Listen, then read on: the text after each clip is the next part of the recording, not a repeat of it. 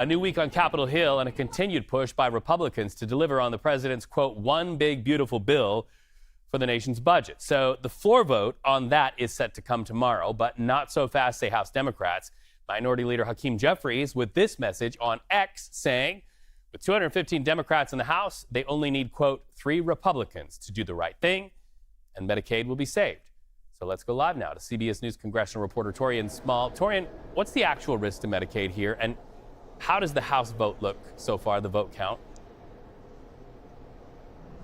Well, that's the last question is a bit up in the air because Republicans who are on the fence have different beef with their party leadership about the viability of this bill. They actually want to see more spending cuts than what's proposed in this legislation. But as it relates to cuts to Medicaid, there is some validity in the concerns from Democrats, considering the House Budget Committee voted out through party lines, of course, this outline that looks to see about $800 billion in spending cuts made to or under the purview of the House's Energy and Commerce Committee.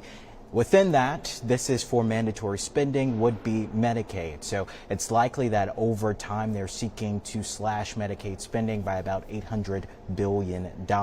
This also comes after the subcommittee delivering on government efficiency, or DOGE, in the House held a hearing that looked to address what they saw as waste and fraud in previous spending. Marjorie Taylor Greene, the Georgia congresswoman who chairs that subcommittee, had Medicaid in her crosshairs. So she talked about how that program, or Medicaid, I should say, that program has seen its share of waste, and that reformation of how spending occurs under that program should be done. Well, 72 million Americans on Medicaid, and I'm sure a lot of those Americans want to know what the fate of that coverage is. Taurean, over the weekend, got to ask you about this because we heard a lot more stories of angry voters packing out town hall meetings, demanding answers about their concerns. What can you tell us about that?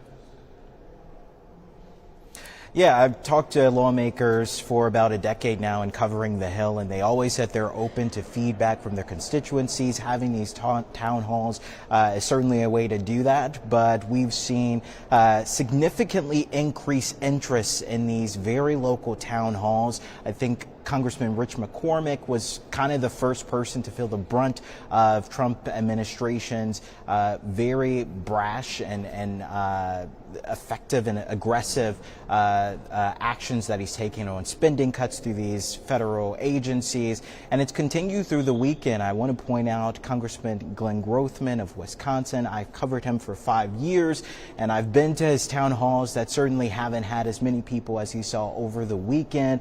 He had so much of an overflow that there were people waiting outside to get in. The majority of the concerns that they voiced very in a frustrated manner to him was about these spending cuts, Elon Musk's involvement in the government, and again, they're just not happy with what appears to be very little input from the people that they elected in these very radical changes that they're calling or that they see as the Trump administration has been.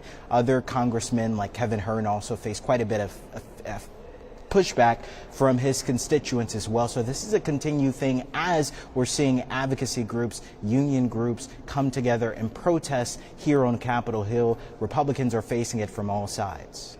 This is so interesting to me, Taurean, because we have in the past several months, or even in the prior Trump administration, existed in a dynamic where if you don't get on board with the president's policies, you'll get primaried, you'll get voted out of office. Do you think the fact that we're starting to see some pushback at the ground level, those grassroots voters who are getting their butts in the chairs at these very local meetings, do you think that will cause lawmakers in Washington, D.C. to feel a little more emboldened, a little more confident to push back against the president and not be so afraid that they'll be primaried?